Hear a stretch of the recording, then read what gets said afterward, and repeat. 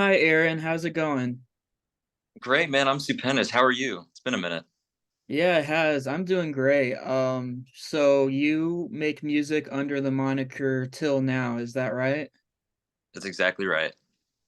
Awesome. How did you actually choose that name?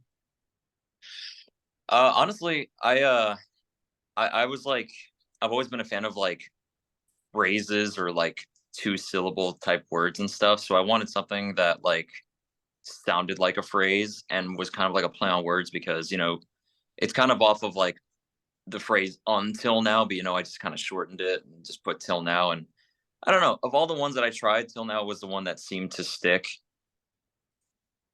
Awesome. And how would you describe your sound to a new listener? Um, I'm trying to I would say it's like mainly alternative pop influence, but not like super radio mindless pop. I would say it's like more um alternative aesthetic grunge pop, if anything. Maybe some indie influence as well. Kind of I'm trying to go for like a nostalgic type of feel, but yeah, something like that. Awesome. And you're trying to think, is your most recent song Where Do You Go? My most recent song is Change Your Mind. It came out Oh, September 20th. Change Your Mind. Yeah.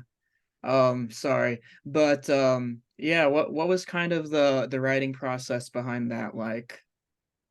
So with funny you mentioned Where Do You Go? That was Where Do You Go was such a very it was a nerve-wracking song to release because it was so different from all my previous work. But Change Your Mind kind of came pretty pretty effortlessly. Like I was finally able to be comfortable enough to write something like that. So the writing process wasn't too hard. I managed to finish it up in like maybe a week or 2 weeks or so. And um yeah, it wasn't I'm super proud of that song. It's a little bit different. I did a couple of things on that song that are on a production level that are like a little bit different. Like I did some just like pitch changes and like weird like repetitive effects and stuff. And overall, just a really fun song to write. It didn't take too long, and I'm super proud of the outcome, dude. Yeah, I from what I can remember, like I said, my memory is like a goldfish. I really enjoyed it. I listened to your music a ton in the car, so it's definitely post-show stuff. Because when you go to like heavy shows and shit, like Yeah, you don't really want to listen to like stuff screaming at you. So like having a chill kind of vibe is very relaxing after listening to people scream at you. right, man. I can imagine. Thank you. Yeah, of course. I feel like the elephant in the room is kind of your online presence.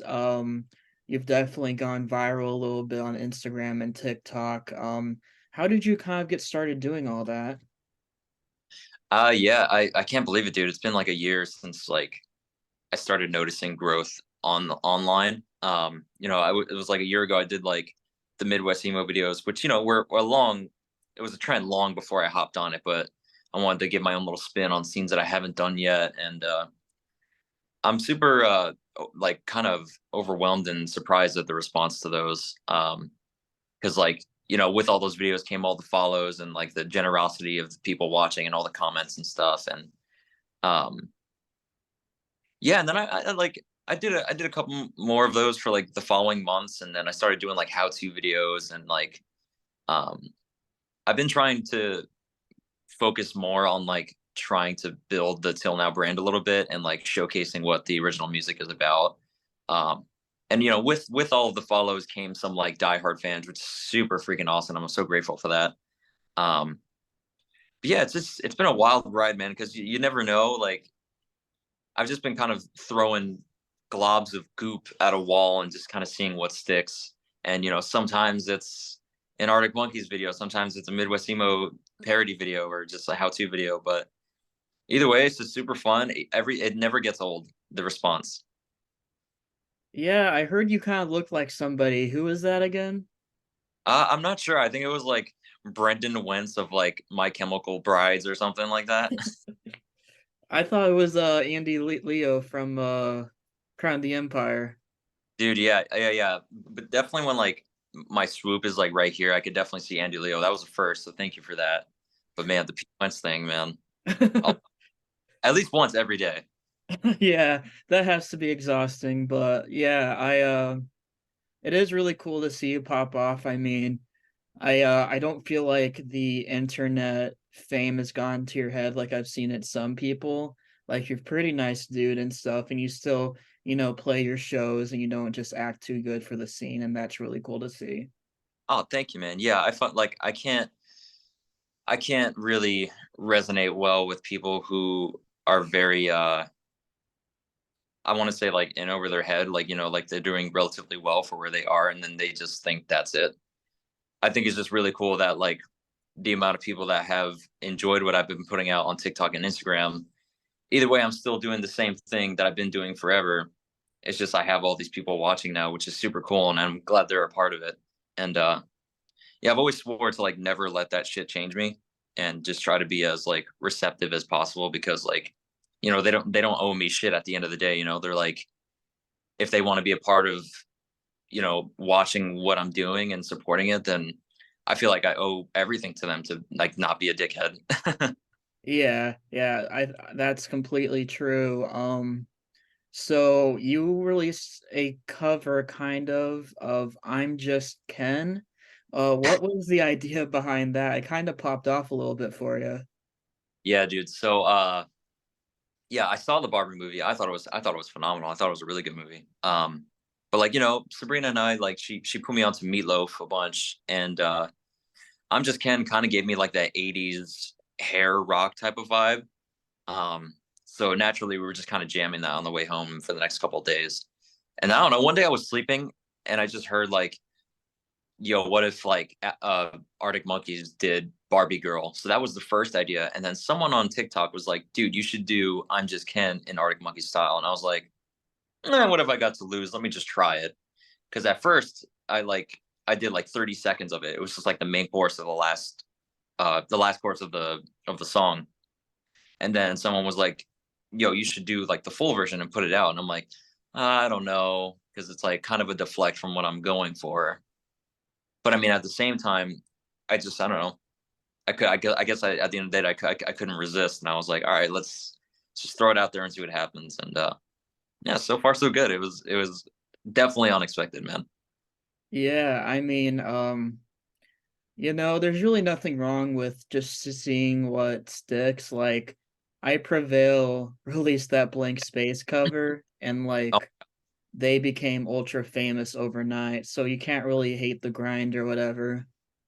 yeah, that's what I'm saying, man. I was like, all right, I guess as far as like a marketing tactic and like whatever people like, then fuck yeah. If they're vibing with it and they like it, something that I created, then hell yeah, I'll put stuff out all day. Yeah, of course. So kind of brought up a little bit. Who are some of your influences when you write music? Oh, it's funny, man. I was just talking to Sabrina about this the other night. Like over the years, my music taste has like shifted and grown in so many different ways. Like I'm working on a new song currently. I want to have it out at the end of this month, but this song, um, I feel like it's literally everything I've been listening to over the years. So like, I have my pop punk influences, I have my indie rock influences, some pop artists that I take a little bit of influence from, or not even artists, just like that general style. And just kind of put it all together, making some sort of blend. And I want to say specifically like the bands that like I think are the most undeniably influential on my stuff is probably like of course the neighborhood. They're super beachy. They have that beachy indie vibe and I just resonate well with that. Um and it's funny because as far as enunciation on my vocals, I love the way Parker Cannon sings and I feel like the way that he pronounces things kind of developed in my vocal tone over time. Um different vocal tone entirely, but like just the way he sings things kind of stuck with me. I'm very over pronunciated and yeah, just like anything from like what I was jamming in like high school and middle school is coming back into my influence now. Okay, yeah, and this might be a similar question, but what's a song or two or an artist that you've had on repeat lately? Who's been your latest earworm? Oh man, great question. Great question. I've mainly listened to music like in the car now whenever I'm going to shows, and like my car's been so bonkers recently that I've just been kind of listening to road silence to hear if I see if I hear any noise. But I think one band I've been jamming a lot recently, and it's funny because I don't listen to much metal anymore, but Spirit Box has been in my rotation a lot recently. Um, I just love like their new single "Jaded" that came out is just such a ripper of a song. Um, and then I want to say some songs off of "Favorite Worst Nightmare" by Arctic Monkeys. Like that whole album is just phenomenal, and those are the two that have been popping off a lot of my playlists recently. Okay, yeah, definitely. That's always a fun question because like you hear people's influences and then you hear what they're actually listening to, and there's often such a divide. Like a lot of your favorite metal bands don't even listen to metal, like stuff Right. like that. Yeah, yeah, absolutely. But so kind of thinking big picture, is there any new music in the pipeline, or what are you kind of hoping to do next with Till Now? Yeah, dude. So I'm literally I just finished like verse two last night of this new jam. And I want to aim to have it out like October 25th or 27th. I'm not too sure yet because I still have to write a bridge and I still have to like, do the EQ test, the car test, the speaker test, the iPhone test, and get some opinions and whatnot. But I definitely would love to have a new single out by the end of this month because I think this song was super influenced by like the generality of like fall and autumn and like that feeling of like cold and cloudiness. Um so I think promotion wise this song would fit very well for everyone that's trying to go for that feel right now. Um so that's the plan, and then eventually I want to put like, where do you go change your mind in this song and maybe a few others into like a little EP that I could like waterfall and build together. I'm not sure when that would come out, but it's definitely in the works. So that's pretty much what I got going on. This is kind of left field, but you actually sparked a thought in my mind. So I think so you kind of self-produce, right? Yeah, everything you hear is legitimately me in this room. Dude, it sounds like $1,000,000. Have you ever considered like getting into producing other artists? I've thought about it. Yeah. I always told myself like if I personally didn't make it as the musician that's on stage, I would be the one that's like producing it or like, like ghostwriting or something like that. Um but dude, I appreciate you saying the $1,000,000 thing, man. That means a lot because I've always been kind of insecure about my production over the years because all my music like 2020 prior is just so damn dog shit. Um, and some of it still I think needs a lot of work, but I think I could confidently say that I've come a long way since day one. And yeah, it's funny you say that, man. I've definitely thought about like even to like just as before you called, like I was thinking about just making those YouTube videos where it's like, oh, this band, this band type beat or something like that, and it's like usually like a loop of a GIF or something. Yeah. I've been thinking about making like some of those just like empty tracks without vocals that people could like buy or download if they want to just go off to. Um, I've also seen like a stitches on TikTok where like you can put like an instrumental track and somebody can stitch to it or whatever and sing over it. Maybe that could be like a fun trend for you to. I shouldn't be giving you ideas. You're the social media master here. no, dude, you're 100% right. I've thought about that too for my original music, just doing like because I've seen artists do like what's it called? Oh, like I think it's like the verse challenge or duet challenge or something like that, Yeah, where they're yeah, yeah. I think that's what I'm yeah, thinking of. did a verse over this and they literally just hold the camera and they're like, nice lyric. So I've thought about that, doing it with my original songs. Like, let's hear your verse, but I haven't really balled up the confidence for that yet. Yeah, for sure. But yeah, I that sounds really cool. Let me think. So oh, I remember now. Okay, so I'm not gonna hear Burden back on the set list anytime soon then.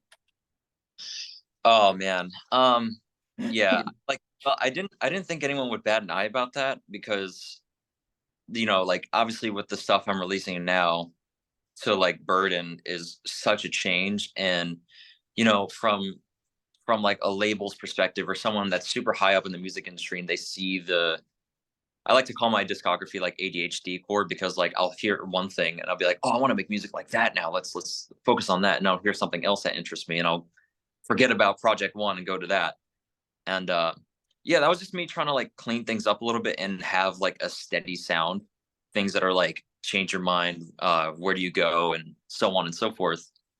And it's funny because I feel like even Have You Ever and Long Gone are kind of out there as well compared to the new stuff. But yeah, that was me trying to clean it up. I definitely want to release that Burden style under like a different name and just kind of clean that track up a little bit too. So I don't think it's gone forever. I'm trying to really hone in on what I want Till Now to be. But Burden, I don't think will die forever. I just want to put it under something else. Yeah, I mean, that's kind of what I assumed. Like, I feel like from what I've from what I've seen, because I've been to at least a few of your shows, like I feel like the vibe that you kind of give off is a little more upbeat almost, which I'm not really sure how that fits with your newer songs since they're a little bit more on the emo side. Would you kind of agree? Yeah, a little bit darker. Yeah.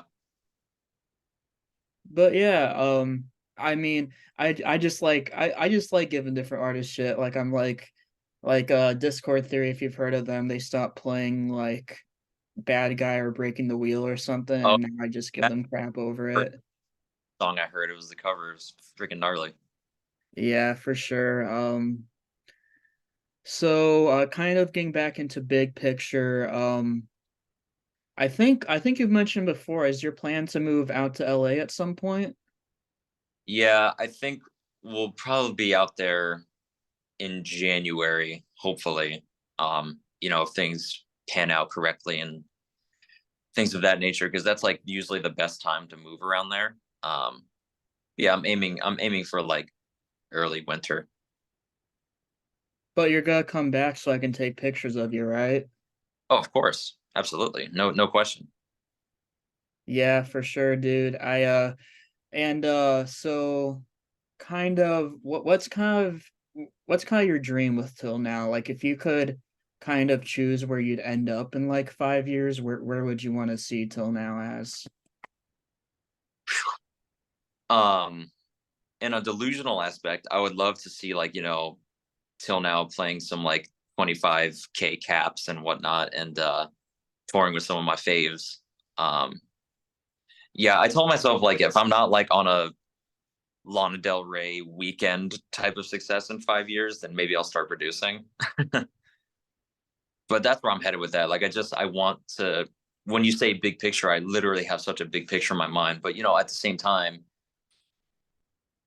that comes hand in hand with like, putting in the work and a little bit of manifestation, of course, like having the positive mindset to get myself there. Um, while also, like honing in on the things that I love at the same time because going back to the burden thing, like I would love to have like those type of side projects and whatnot and make some music that I grew up listening to. But at the same time, I'm really trying to focus on like making Till Now everything that I want it to be and just really shoot for the fucking stars. Yeah, I mean, that's one thing I like to hear because I'll talk to a lot of artists or even other photographers, and I just kind of hear, well, I don't know, maybe it'd be cool to go on tour sometime. And I'm like, that's your like major dream? Like, I feel like if you shoot for the stars, shoot to be the biggest band in the world, even if you fall short, like you're still ending up somewhere pretty cool. But if like all you're hoping to is to be a functional band or a functional artist, I mean, there's not really a lot of room for growth, in my opinion. Right, right. But yeah, definitely. I love hearing that. If you could choose one venue to play at someday, what would it be? Dude, I've always envisioned myself like playing one of those shows that's like, oh, we're shooting a video for this next one. So fucking go crazy. And that usually always takes place in Wembley Arena and I think the UK. I would love to see myself there in the coming years, or just like playing like mid Florida credit amphitheater and stuff like that, like the big ones, and just seeing it on video would just solidify the whole thing. I'm like, holy crap, this is crazy. Yeah, I really feel like I know you have like a backing band and stuff usually, but I feel like a lot of like being a solo artist and actually getting somewhere is becoming a lot more normalized now because you see it with like Slow Joy, Nothing Nowhere, Lil Lotus, Machine Gun Kelly, like all those guys are kind of like their own thing and they're still like climbing the charts. Like I don't feel like you have to be like a full band anymore. Yeah, I like it's crazy. Like the bands have been minimizing, like, back in the day, bands used to be so, you have like 5 or 6 members, and now like if there is a band out, it's usually like a trio, like Spirit Box is a trio, freaking I'm blanking out right now on how many trio bands I know, but I know at the end of this interview I'll think of them. But but you know what I mean? Like if there is bands, I think even like one that's up and coming is a band called Honey Revenge, and I think they're a trio as well. And Yeah, yeah. even like duos and stuff. But like, yeah, like you said, man, like the solo artists, they have those backing bands, but like, they advertise themselves, and they're still, hitting the charts and making bangers and whatnot. And yeah, it's funny you said the Slow Joy thing, because I know he advertises like himself, but like he has like the gas station videos of like the bands playing the songs that he wrote. And yeah, it's definitely a hot thing now. I think a lot of people are grasping on to the fact that being solo is a lot easier and you have a lot more creative control and freedom. And I think that's why it's super hot right now. Oh yeah, I'm in artist management now and I can already kind of see like a lot of the pitfalls that come with, having to split decisions with four, five, six people all at once. So I think there are definitely positives to being kind of a solo artist. Yeah. And it's like, that like being in a band is so fucking gnarly, like when I was 16, like I was in a band, it was a four and kind of a five piece, but mainly a four. It was like my three best friends from high school and middle school.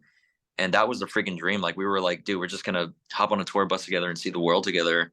And even today I'd still be down with that. It's like, you know, costs and money was like never an issue. But the fact that I could like write everything myself and like have as much creative control as I can, it's definitely a huge plus. And not to say that like writing with other people sucks, because it definitely doesn't. Like me, Justin, and Henry have had moments where we're like, oh, like have like a musical explosion moment. Um, but, I just love noodling away and seeing what I could come up with and just see what sticks. Yeah, kind of wrapping up because I feel like we have lots of good content now, and I don't want to take up a ton of time, but if you could give a message to Till Now fans and listeners, what would it be? Well, first and foremost, thank you so much for giving my stuff, my music, my videos the time of day. It means the absolute world more than anything that words can explain. And stay tuned for more videos. I have a lot of fun things planned as far as like, reels and TikToks and stuff. I have plenty of new music on the work, and I'm trying to even up my music game a lot more, because whenever I write music, I write very I focus on like one song that like, okay, I'm gonna finish this song now. Whereas like these days, I'm working on a lot at the same time, just so I can just keep firing them out. So plenty of new music, plenty more fun videos, whether it's like how to's, parodies, and riffs and whatnot. And yeah, kicking ass with Till Now. Awesome. Well, thank you so much for joining me, Aaron. It's been a blast. Dude, thank you, man. Thank you for doing this, bro. Of course.